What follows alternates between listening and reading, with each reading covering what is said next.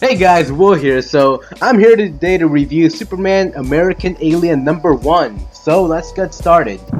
The first panel we have here is of Clark Kent and Martha Kent hanging from Clark's leg, and they're apparently up in the air because Clark can't control his powers yet. So yeah, they're up in the air, and the next panel we have is them free falling to the ground because Clark's powers run out and pretty much turn against him. And at this point, you see Jonathan Kent kind of hear them yelling and sees that they're falling to the ground, and he goes to save them. Apparently, he doesn't get there fast enough, but at the right time at the same time, because he catches them in time. There's only a few minor injuries. Martha gets a few bandages, and of course, Clark is fine because he's, Superman. So, the next scene we have after this is a nightmare kind of flashback nightmare that Jonathan Kent is having of the night Clark Kent crashed into their little farm. And it really does seem like a horror scene. He sees Clark with all these like tentacles coming out of his fingers, everything's red, and it's really intense. And it seems like he's had this going on for a while.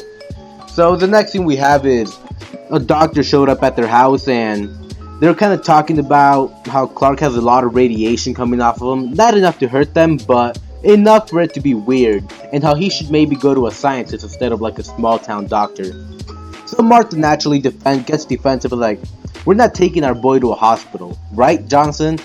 And it seems that at this point, Johnson is kind of unsure about Clark. Like, he doesn't really like him as much, maybe because he's not a normal kid. But that does come back later in the comic, actually, and we'll talk about it there. But the next thing we have here is Clark at a movie with his friend Lana and this other kid who has a rockin' hairdo right there. I'm jealous. Anyways, he's talking to Lana about the movie they're seeing, and he's like, do you really think they'd take an alien and lock him up like that, just experiment on them? And I should mention the movie they're watching is E.T. because that plays a lot into this next scene where Clark kind of flies up into the air, losing control of his powers, but people don't really suspect its powers in a really comic book way. They're like, oh, maybe it was a gush of wind that made him fly up into the air. These really impractical theories. But he kind of gets nervous and runs to the bathroom and looks into the mirror, and he sees himself as E.T.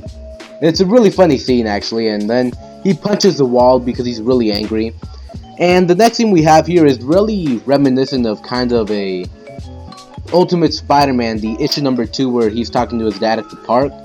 Like, Clark's dad is kind of talking to him. He's like, you shouldn't have punched that wall out just because you were angry. Like, just because you can do these things doesn't mean you shouldn't. It makes you really come off as a jerk. And Clark kind of gets sad about it. He's like, I'm just a kid. I have all these powers and I don't want them. I can't help that I'm weird. And Jonathan sees that, he can't really help who Clark is. It's not his fault that he just kind of crashed into their farm. It's not his fault that he's an alien. So he kind of like gets a more fatherly view of Clark, and he's like, you know what? Maybe it's not such a bad thing to be weird. And that comes into play with the next scene where he starts helping Clark kind of try to use his powers, and he puts him in the back of a truck and tries to fling him off by braking, and it doesn't work. But either way, Clark loses control of his powers again, and he goes up into the air, and he gains a little bit of control because he doesn't flow away, but he can't go back down. So Jonathan gets this genius idea to get a plane, attach a hook to it, and pretty much grab Clark and pull him down. It kind of backfires. It does bring him down, but it grabs him by the sweatshirt rips, and he pretty much goes flying down. And he ends up breaking a silo on the way there too. But nonetheless, Clark is really excited because he technically flew for a bit. And he's kind of having all these ideas about how, whoa, do you see how fast I was going? Like, if I practice this, I could do anything. Like, you guys could get in the car, I could pick it up, and we could fly all the way to, like, Guatemala or Hawaii or whatever. We could do unlimited things with this. But yeah, it's a really cool scene. Jonathan and Martha Kent are just kind of smiling at him like, you know what? If this kid wants to practice his power, that's cool for him, and we're happy to see him happy. So it ends up kind of with them being a complete family now, with Jonathan and Martha Kent both on good terms with Clark. And the last thing we have here is kind of dark, and it gives a little bit more insight as to the relationship of Martha and Jonathan Kent.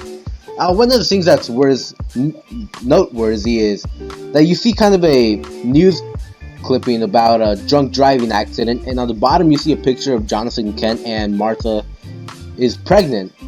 So that might be a reason why Jonathan has a problem with Clark, because they were going to have a baby and it died in an accident. So Clark is just kind of this other kid that kind of came into play, like a trade. But other than that, there's a lot of love letters in between them, and that's pretty much the whole comic.